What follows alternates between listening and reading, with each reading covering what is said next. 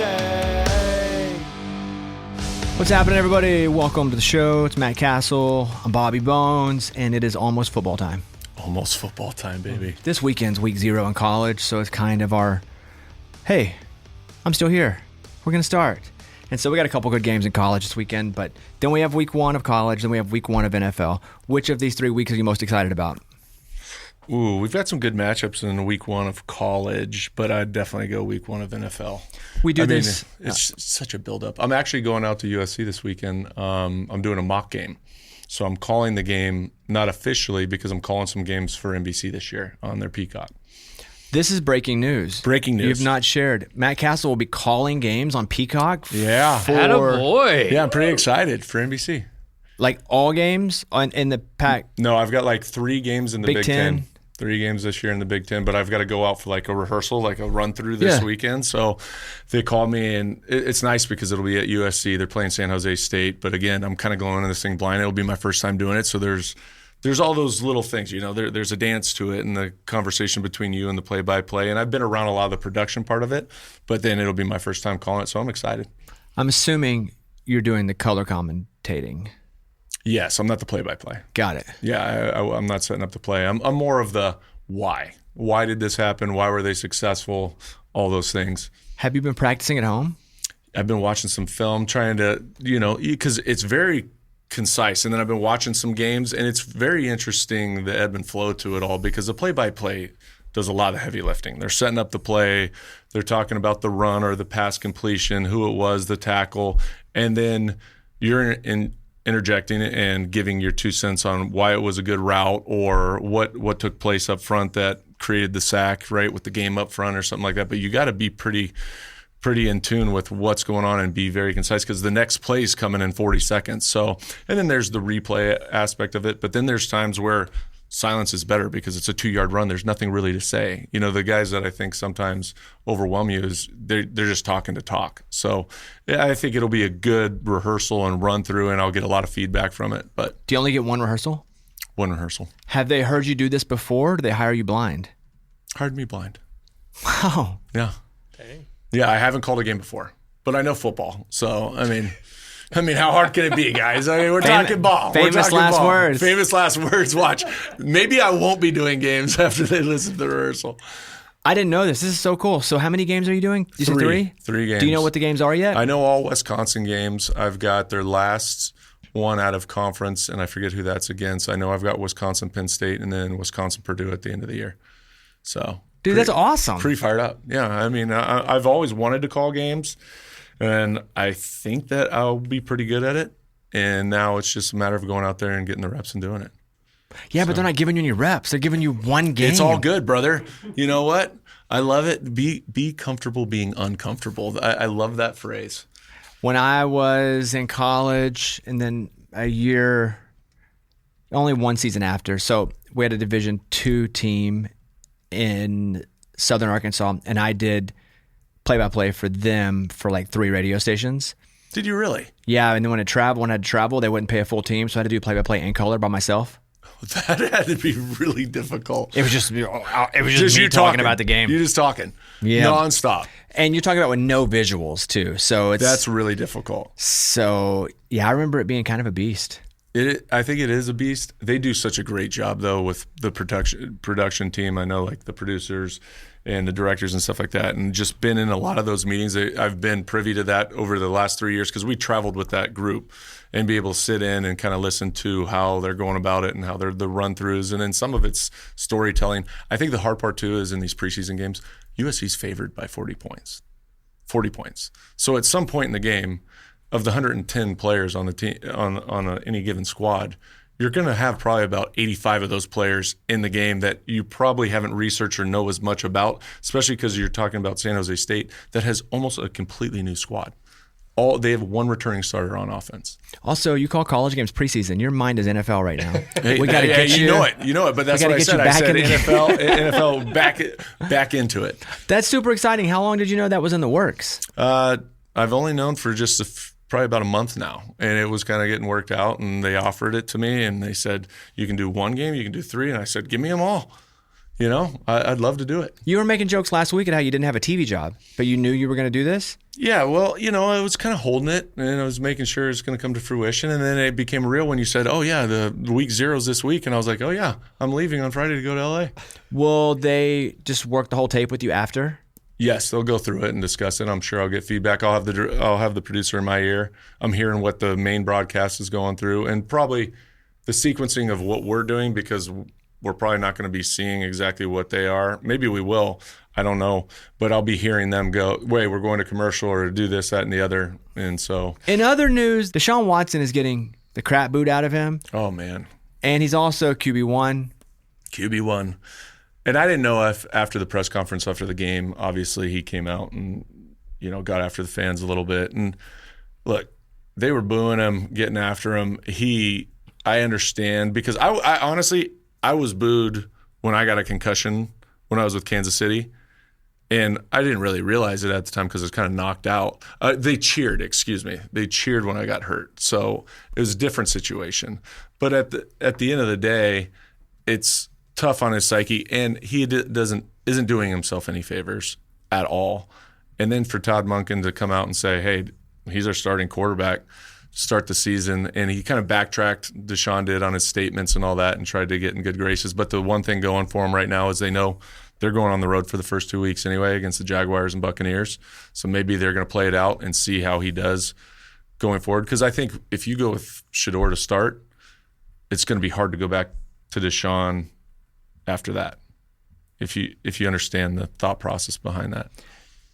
You got hurt, and then they cheered that you got hurt? Yeah. When I got hurt. How'd that feel? Well, I don't think my wife really appreciated it very much. And I had some, like Eric Winston, my right tackle, came to my defense after the game and went up and was speaking to the media and just called everybody out. But at the same time, it's one of those that you give a lot to the city and you're trying to do your best week in, week out. Whether I totally understand the fans' perspective. If you're winning, everything's good. If you're not winning, they'll boo you. They'll let you feel it. And that's their prerogative. They pay the ticket price. They do all that stuff. But I think it's more so injury. When something like that, it definitely hits you hard. Like it digs down deep, and it's hard to forget that. Could you hear it, or were you knocked out? I heard it after the fact. You mean in clips, like video? You didn't hear it as the game was happening? No, as I came to and started walking off the field. Oh, you did hear it then as you were leaving the field? Yeah. As the other quarterback, Brady Quinn's running on the field to take my spot. Like, you could hear it for sure. Was your bell rung so much that your feelings weren't hurt right then? Well, I mean, at that point, you become callous to most anything, right? And you kind of dealt with it, because even when I first got there, in Kansas City, we were on a full rebuild that first year. We won 4 games. And so there was nothing but noise, in terms of fans, media, all the stuff. And I had just signed that contract to go there. The second season, obviously, we go out and we perform well and we win the division. I go to the Pro Bowl and all that stuff. So I felt both spectrums of it. But there's still the aspect of, this is your home crowd. This is the team that you're playing for. This is the city you live in. And it's not just so much about you as a player. It's about your family's in the stands. My kids are in the stands. So it's a tough one to swallow, I think. Dang. Yeah. I feel like a time machine bad for you. Yeah. Hey, it is part of the business that, like, that part of it will chew you up and spit you out if you can't deal with the adversities that come with the playing football and the media and everything else, because it is a mental grind. I think there's a big difference, though, in you and Deshaun Watson, if you allow me to Thank say you. that. Yes. Yeah. And there's a couple glaring. There's a couple glaring. So let's talk about why Cleveland hates Deshaun Watson. Number one, he's been playing terribly. And you know what? I'm going to put that at number one, because I think had he been playing awesome and he led them to 3 deep AFC runs or a Super Bowl, I think they go, oh, he's handled his business in his personal life. Right. I think that makes you forget a lot, is success on the field. At the same time, it's probably going to go down as one of the worst trades, if not the worst trade of all time. Knowing about all the legal issues that were going on at the time, making that trade for a guaranteed $230-something million, then understanding he's probably going to get suspended, which he did. He comes in, plays mediocre, And then the injury problems the injuries start to mount up for him. The torn Achilles, obviously, last year. And it's been a complete disaster. And they've never seen the player that he once was. Like you said, people will forget a lot if you go out there and perform. But the fact that he hasn't been on the field, he was suspended, he still hasn't really ever owned up to all the other chaos that went on before he came here. I think that all goes hand in hand with why Cleveland's having a really tough time embracing him as their starting quarterback. I think had he played really well, a lot of the masseuse stuff would be gone. Not that it should be, but I think it would be gone. We've seen NFL players do some really bad things and then come back and play, and if they play well, fans just go, we'll let the judicial system handle it, or we'll let the NFL handle it. But yeah, he's played terribly while getting paid a ton and then also staying injured. And so for him to come out and even, you know what he said in the press conference where, they're not booing me for my performance. Dude, somebody needs to get a hold of him and go, hey man, if you don't show a bit of humility, they're never going to embrace you. And it's beyond gone. I'm surprised he's on the team at all right now. Because everybody thought after that last press conference that was going to be the straw that broke, and they were going to finally say, okay, Shedeur, this is your deal. We've got to do something. But there's no possibility because they would have over $100 million in dead cap space. But they're going to have it anyway. Even with them playing, they're still paying that money. They're still paying a ton of money to somebody who is going to do nothing and has done nothing. Right. So you can have him on the team and pay him, or have him off the team and pay him. I'm surprised he's on the team. They're in a terrible position as an organization. And it all goes back to when the trade was made.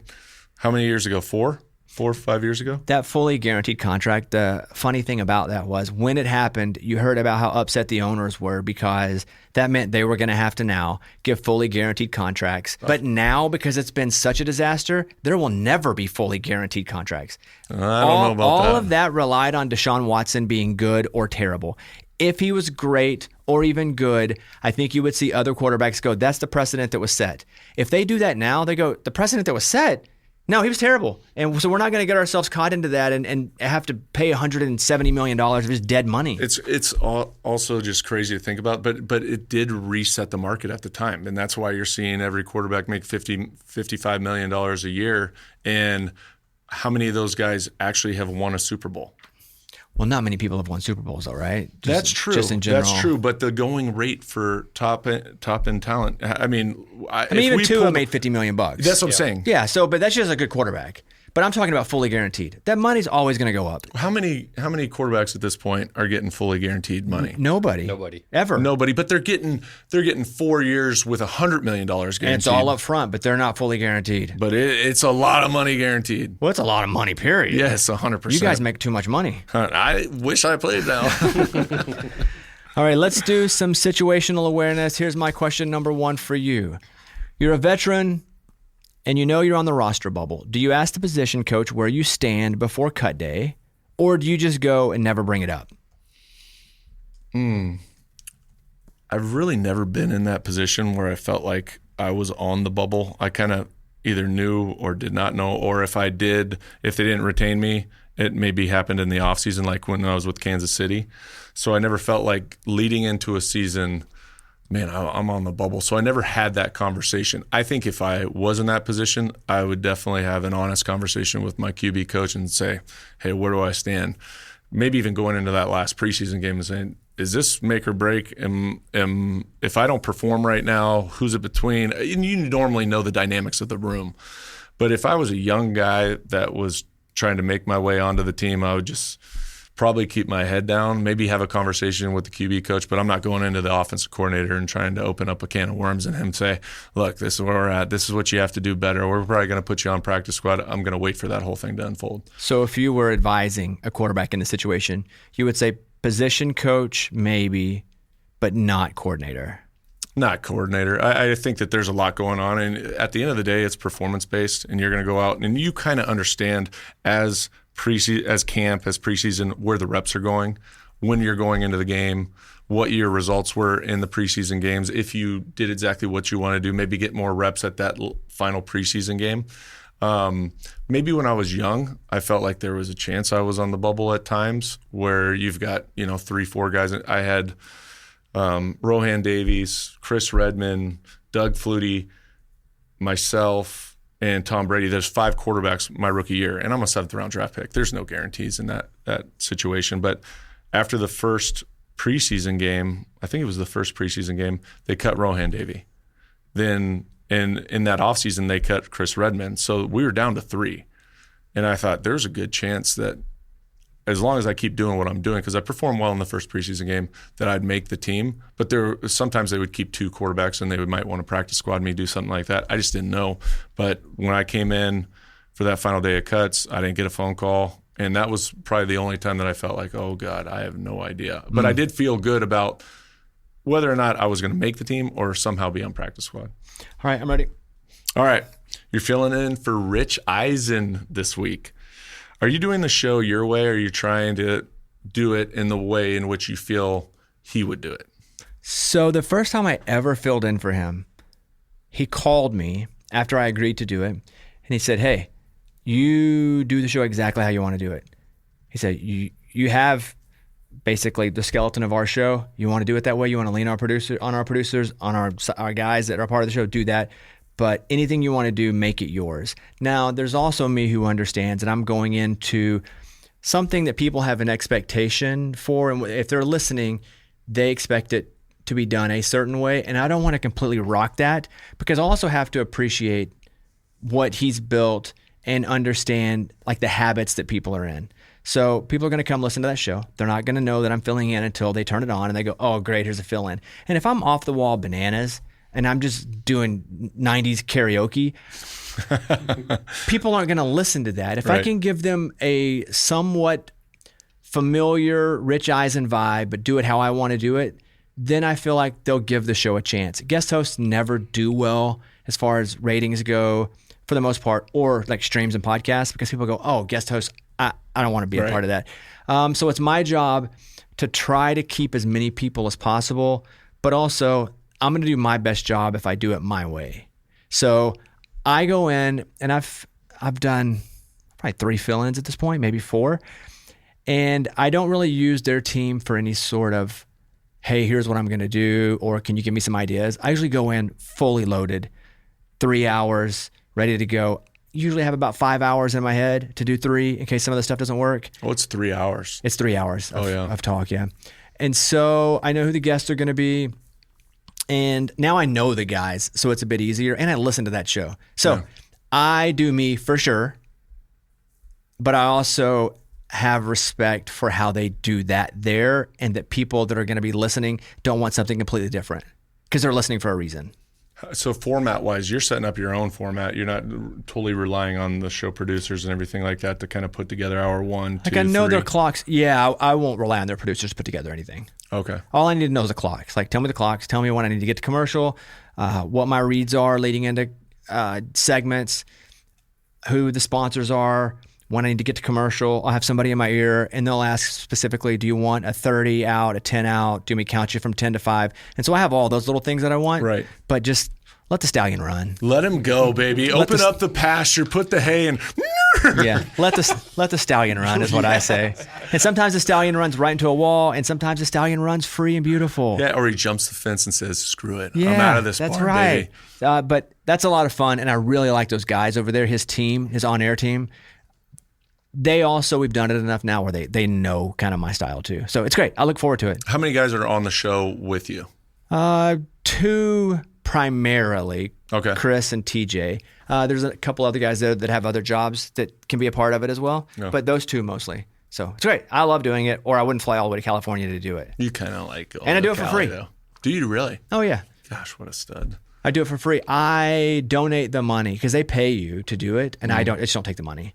So I had donated to animals every other time I'd done it. I'm going to donate to Tulsa softball this time. I'm just going to have them donate the money to furthering women's sports. You donate to animals, so actual horses?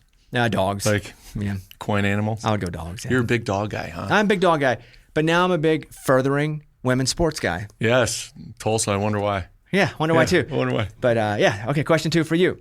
You're staying at a friend's house on vacation. They keep the temperature way too hot at night. Are you changing the thermostat without asking? Oh, 100%. If it's a friend's house that I feel comfortable enough to stay at their actual house, then he knows or they know that I have carte blanche on the air conditioning unit, and I'm going to go change that thing to 67 at night and not ask any questions.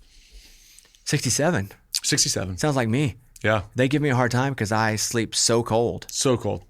So cold. I want to get under my blanket and feel it. If I get out, I want to feel the chill. Same. Like, if I get out, it is, should be cold. Yeah. If I get under, it should be warm. Like, I want to come back to my bed as quickly as possible if I've got to go to the restroom in the middle of the night.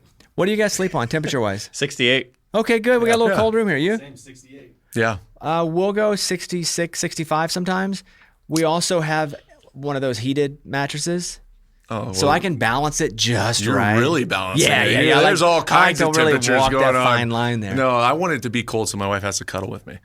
Oh, nice. Okay. Number 2 for you. Your team's playing in the biggest game of the year. I wonder who that team is, Arkansas. But you're at a wedding with your wife and there's no television. How are you figuring out a way to follow the game? Or do you not follow the game? Like, we're talking about Arkansas overachieved this year. They're in the SEC championship, but you're committed to going to a wedding with your wife, SEC championship. Do I have to play this scenario, or can I say what would happen if all this happened? That is a scenario. Wouldn't you be My playing? wife would tell me, you're sick. You're not going to the wedding. Wow. Kellen would do that for you? Yeah, unless it was her sibling, her specific, and they're all married. Okay, this is the adopted sibling that you didn't know about. What if she was in the wedding? Yeah, she's in She the would wedding. say, you're sick. Wow. Really? Yeah, she's that, not ride or die with Arkansas, but she's that ride or die with knowing how important it is to me. And I think there's going to be a level of understanding from her. A person of extreme value to us, family-wise, she's going to say, you need to really focus on the wedding during the actual ceremony. And once it's the reception, if you got to be in the bathroom for an hour and a half watching your phone, that's fine. I think if it were someone of extreme value, that's what she would say, meaning someone we're super close to. If it was mid-close and she was in the wedding, or Well, this scenario is set up for extreme value target. if it was like her sister or something, I'm probably not even allowed to mention the word Arkansas. Well, then your wife gives you the free hall pass to do that. Man, I think I'm biting the bullet. If it were just something like a friend of hers and she was in the wedding and she wanted me to go, but we made the SEC championship game, she would tell me, no, you have COVID or something. Go to the game. Just don't post anything That's because awesome. you'll make me look bad. Yeah. She gets it. She doesn't root for Arkansas, but she gets it. She also knows we never win. What about one of your best friends? You're in the wedding. Yes.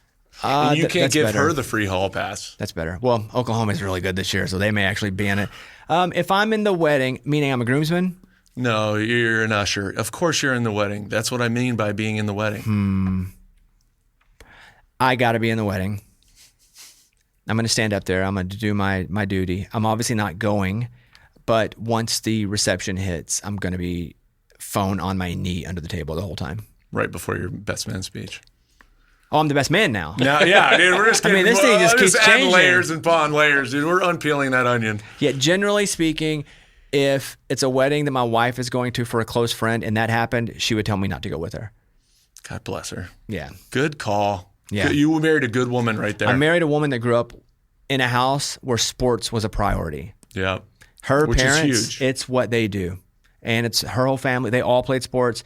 Her dad watches every Oklahoma City Thunder game. They're massive OU fans. They go to most of the games. So they're into it. they're in big time. Yeah. They understand. You're the starting quarterback at USC, and an NFL quarterback gets cut, but now is legally allowed to come back and play college football. Your school wants to bring him in. How are you handling that? They've got a week to figure out the offense. I feel pretty good early on this season. They just better not mess that thing up. And if they're going to bring someone in from, because we're seeing this happen right now with LSU, and it's a lot of these guys that are coming into a system where they played with Kiffin at Ole Miss. Right. So they're coming in knowing the system, understanding. That's why he put himself into the portal, right? Mm-hmm. And then was able to go and sign with LSU right after, which is wild. There's been a couple of those now. The defensive lineman did as well. Did he really? Yeah. Played at Ole Miss, and now he's going to play at LSU. We need this to be awful because for there to be real change, this has to happen. I root for this. I want all this to happen. I want guys that have played in the league 10 years to go play college ball because the only way anything is going to change, this is only going to fix itself if it gets so ridiculous that it has to be fixed and addressed. Right, because right now, like these are outliers, right? You're probably going to have 3-4 guys actually go back to college and do this, which it's happening. And it had already previously happened in college basketball. This is a specific judge, though, in Louisiana that is allowing it to happen with LSU. Shocker. Right. Well, any SEC town, state is probably going to have a judge that allows it because of their allegiance to the school. But we just need mayhem to happen, so they fix the mayhem. They're not going to fix mid-mayhem. Right. They've got to fix this. This is ridiculous. Anybody that goes to the NFL has already been through a whole preseason, been through a training camp, has deemed yourself professional, should not be able to go back into collegiate sports, period. And eventually it will get fixed. But we need this to happen first, so they'll fix it. Otherwise, it's going to stay as it is. There's no doubt. And it's had enough splash and created enough noise that there's no doubt that somebody's going to address this sooner than later. But definitely not this season. All right, last question. Last question. You get invited to throw out the first pitch at a Major League Baseball game, but you haven't thrown a baseball in years. Are you practicing beforehand? No. Or are you just showing up and living with whatever happens? I'm showing up and I'm aiming high. And you what? Aiming high. You're just going for it because you're an athlete. No. I understand that it's 60 foot 6 inches is farther than you seem. You're also up on the mound, so people bounce them. I don't need to practice, but I know if I. But are you lollipopping it?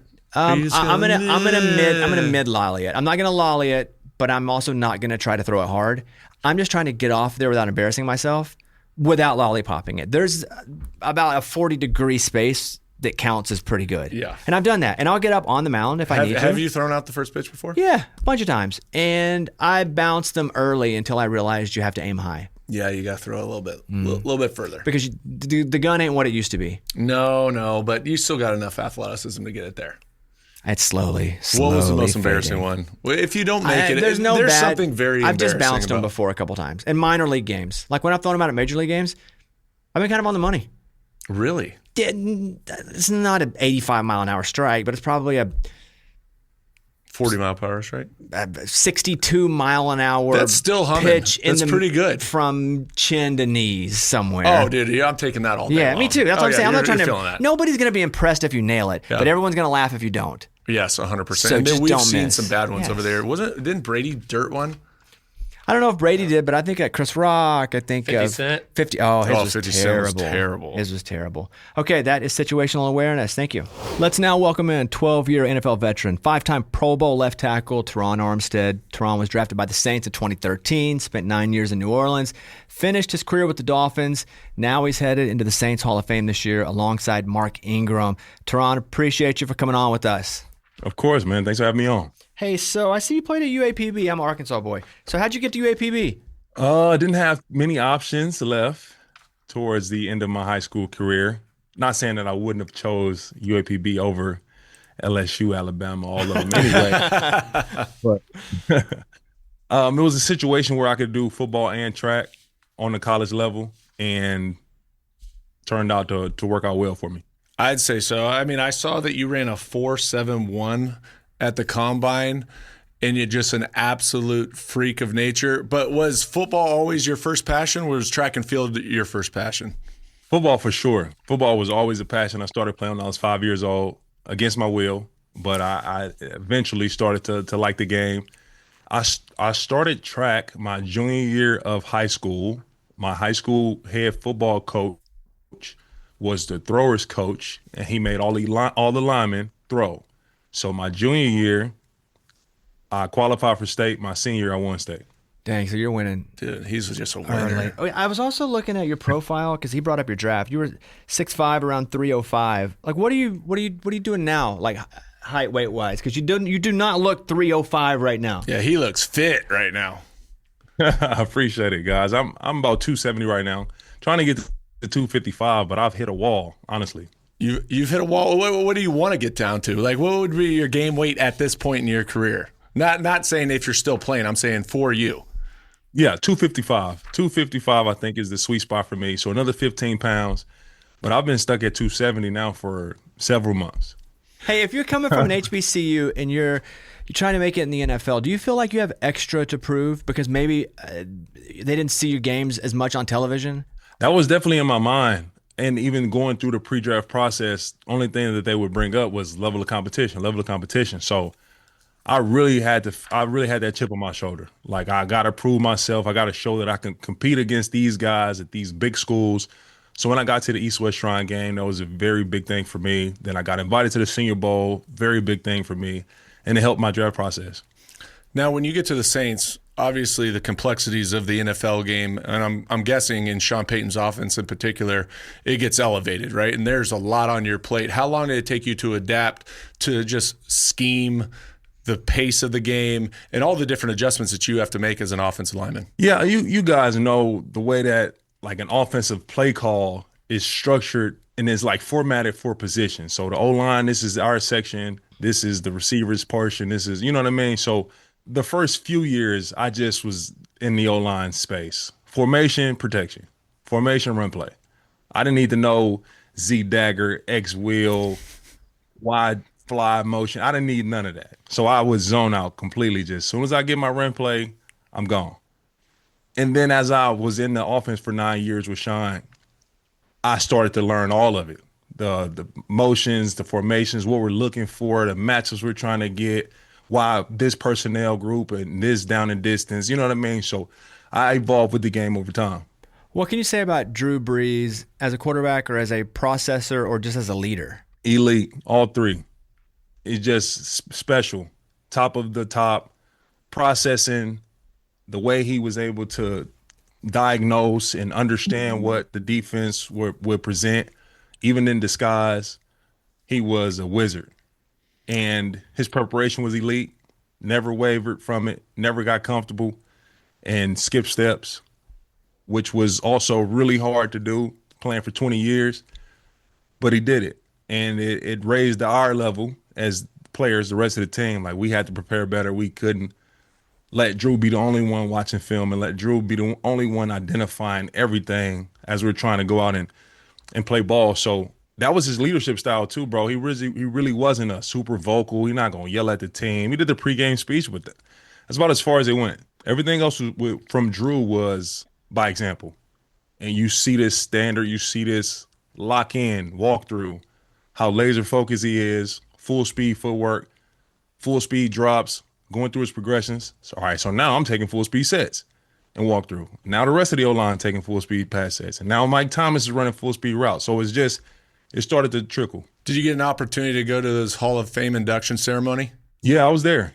And what was that like? That had to be pretty special with some of your old teammates you probably haven't seen in a while, and also, you know, your old coach and everybody else. Talk about that experience. It was special, truly special.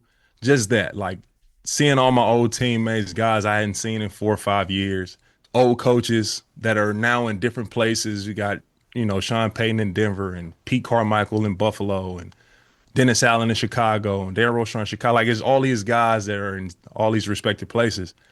And we just come together and reminisce, talk about what we had. Sound like all just old people, really, just all old people just telling stories and going through memories. I loved it. Whenever the ball is designed to come out fast, which it seemed like that was the case with Drew, is that easier for you guys or is it more complicated? No, it's great. It's great. Drew made life Drew made life easy, man. He made me look like a really good offensive lineman for a very long time.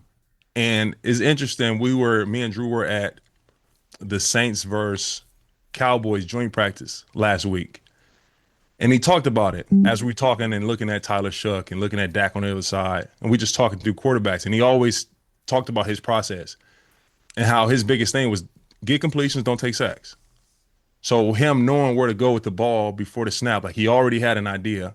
He wasn't married to it. You know what I mean? The defense can dictate where he go to the second, but at all times of the game, I can't take a sack. Like that was a part of why he was so locked in on where he needed to go, that process. Take us into the film room for a second, because when you're going up against an elite pass rusher, what are some of the traits that you're looking for to try to get an edge during the week in that process between that Tuesday to Friday leading up to a game? Yeah, over the years, man, I had got really good at game planning and just kind of looking at what my approach needs to be successful against this guy, especially once you're talking Myles Garrett or Nick Bosa.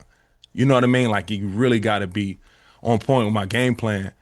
And all those guys, the elite guys, they can still beat you when you do everything right. It's my job to do everything right.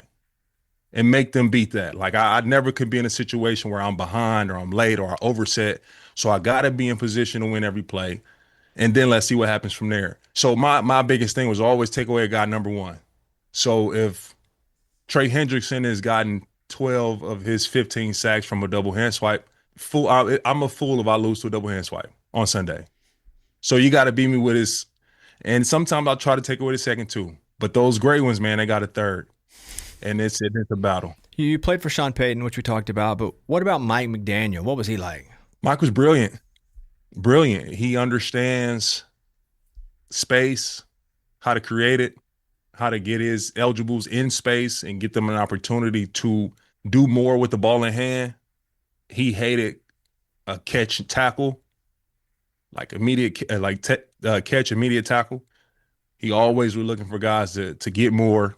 So whether that's, the quarterback throwing a ball in position to send a guy up the field, or the play dictates the space and help him find his way to navigate. He was really, really special at that. Was there a big change in terms of system, being in one system for 9 years and then going over to the Miami Dolphins and being in a new system for the first time? Did that take time to adapt to? I was familiar with the system before I got there, just watching film and watching a lot of 49ers tape, because that's where Mike had came from. So I watched a lot of Trent Williams, and first ballot, no question. He's a monster. And the offense is it's fun for the O-line because you get a chance to be a playmaker. You get out in space, you're on corners, you're on safeties, you're on the second level a lot. When I was in New Orleans, you got this DN. One-on-one, you got him. And then when I get to Miami, a lot of times I'm bypassing the DN and I'm going up to the outside linebacker, and they're cutting the DN, or the tight ends blocking down on. Like, it was just a lot of other nuances that allowed the O-line to be more playmakers. You hear from offensive linemen, at least the ones that I've talked to, that the best games are the ones where their name is not mentioned. That seems like too much anonymity to me. Like, I would like my name mentioned if I'm doing something good. That ever drive you crazy? No, that was the goal, man. That's the goal. Go out there and be forgotten today. Don't me and my opponent, we just two lost souls. That was my goal. Every game is no name not called, no penalties, no holding, no sacks, no hits. And then for this guy across from me, no tackles, no pressures, no hits, no sacks. So just two empty people out there. Now, I know there's a lot of good banter that goes on between the offense and defensive line. I mean, you guys are in the combat zone. You're getting after each other every play. Who was somebody that you said talked the best smack to you while you played? And were you a guy that liked to let them know, hey, I just got after your ass? This is really not me, bro. I never had it. I never really had much smack talkers. I was always too tired to do it. That was never my thing. I've had some teammates that are very big talkers that got themselves going that way. But for me personally, and then across from me, I ain't never had nobody just talking crazy. That was never an issue for me. Trey Hendrickson, we had a game, and he was in Cincinnati, I was in Miami, and we were teammates in New Orleans. And through practice, I would get the best of me as he was learning and growing as a player. So he wanted to smoke. He wanted all of it, and he let me know from the very first. But this was more like personal. Like, I am here to kill you, Terron. That's what he was telling me. Like, I am here to destroy your existence. And we battled for 4 quarters. Give me an elite speed rusher who you think about when I say that, and then an elite power rusher who you played against when I say that. Elite speed, Michael Parsons. Nothing. I've never seen nothing like it. Never seen nothing like it. That size at that position. He's a blur off the edge. Like, it was just freaking crazy to see. Our first rep against each other was Christmas in Miami. Yeah, I'm in Miami. He's with the Cowboys. And our first rep, I'm like, oh my God. This dude should not be moving. Like, he's a blur off the line. And when I think power, probably Jared Verse, man. The young boy's strong, real strong. And it's hard to explain because he's not the biggest. And you see Miles, and Miles is powerful, and Nick Bosa is powerful. But Jared Verse got a different pop with that bull rush. And I don't really know how to describe it. When you watch offensive tackles now, who would you say are the best in the game in your opinion? There's a lot, man. A lot of young guys really coming into their own and being consistent. That's the hardest part about it. Like, you see guys have a great stretch or a good year, but when you can put them together 4, 5, 6 years in a row, that's when you start to talk the greatness. Darnell Wright is a guy who's really coming into his own. His confidence is at an all-time high. He's learning more, adding more tools. Panay Sewell, incredible athlete, just a playmaker. He's a playmaker. Like, people talk about Jahmyr Gibbs and Amon-Ra St. Brown, and you cannot not mention him with the skill players. Like, he is that much of a playmaker. Tristan Wirfs. Then you got some of the OGs still doing it too. Trent still playing at a high level. Laramie Tunsil still playing at a high level. I know he's down with injury. Lane Johnson on his way to a Hall of Fame jacket at some point. I don't want to be missing anybody. Young Patrick Paul in Miami. I think this will be a big year for him. He can make a big jump and start to insert his name into that top list as well. You were talking about Tyler Shough. You spent some time watching him. He had a really great second half of the season last year, so Saints fans have to be excited. What do you think about him going into this season with what you've seen so far? I'm high on Tyler. I really am. Everything about the man, his leadership style, his level of accountability. I've been with the Saints the last 2 weeks. So joint practices against Jacksonville and New Orleans, joint practices against Dallas and LA, joint practices against the Rams in LA. Shough was impressive.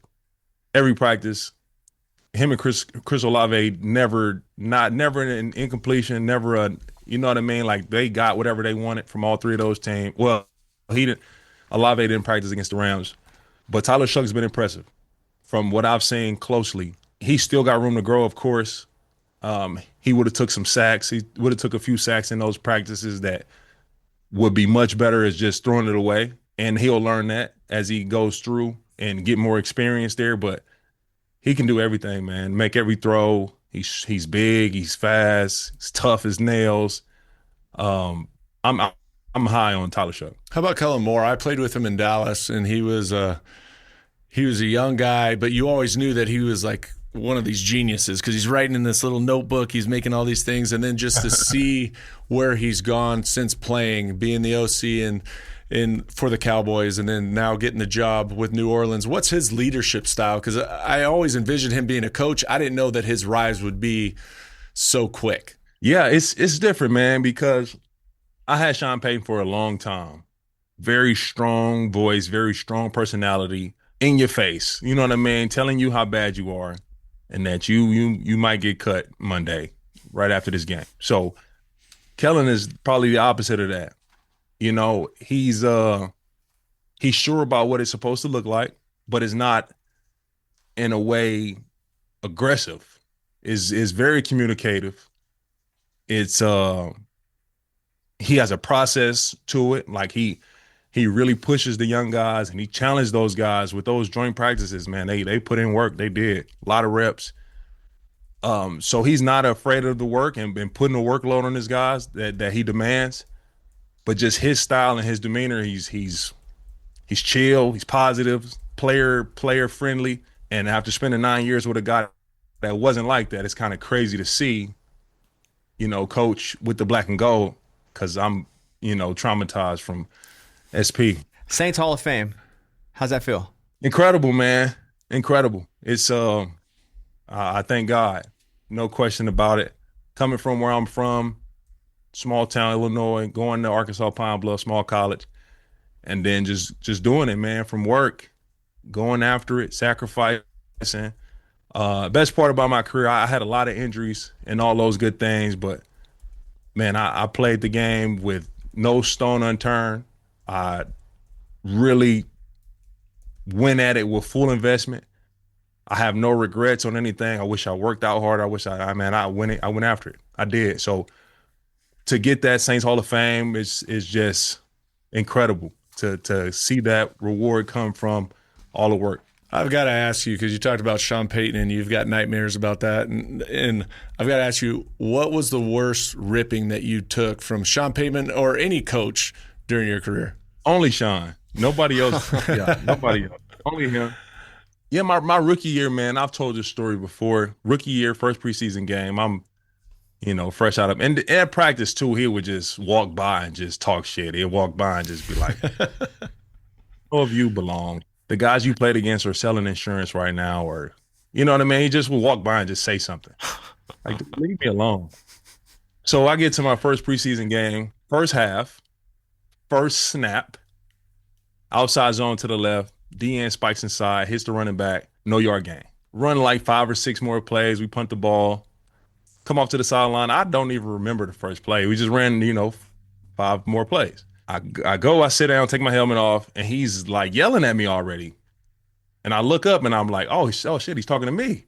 And he's like, that you may not be good enough. Plain and simple. I don't know if you're good enough to be here. You might not belong here. That's not gonna cut it. If you going out there doing this, you'll be gone by Monday. But that was his thing. You'll be gone by Monday. We'll have 6 people trying out for your spot tomorrow. It's easy.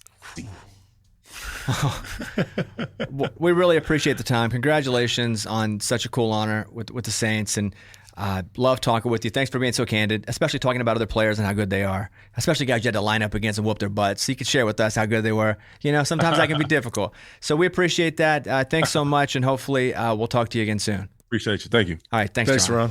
So I had Tim Tebow over here a few days ago, and I was doing the great Tim Tebow? Yeah, the great Tim Tebow, yeah. I think my neighbor knows him really well. He does something with his foundation. He calls me, he says, hey, Tim Tebow's coming on your show on Thursday. I was like, no, that's probably with Bobby. Yeah, so I guess it was last Thursday. Do you know you met him? We did something we spoke to a group. He was a high school student. He's a high school student? When he met you, he said he didn't know if you remembered in Jacksonville. In Jacksonville. You were a quarterback. Yeah, it was at the Super Bowl. And he was a high school student. Was he like the player of the year or something like that? Yeah. And he said Matt was so nice, and he probably won't remember me because I was just a kid. He didn't look like a kid. He still looked like he was like 235 pounds, and I wonder why he was super successful. He's jacked now. Is he? Yeah. Is he get on that peptide, bro? He's always been naturally built, though. He's always been bigger than I thought he was going to be, because I've spent some time with him over the years, and he's always super nice. Yeah. Very generous with his time, super focused on whomever he's talking to. But he's always been larger than I thought, because he was never as tall as other NFL players, right? But that's compared to other giants. Right. I mean, everybody looks at me sometimes when I walk around, they're like, wow, you're a lot taller than I thought. I was like, yeah, because I lived in the land of the giants. Yeah. Like, they're 6'6", 6'7", blocking in front of you. You look small. I would imagine he was 6'2". How tall is he? 6'2"? If I were guessing, wait, what does Tebow hide up at? Yeah, what's his NFL combine size? It says 6'3". Okay, fair enough.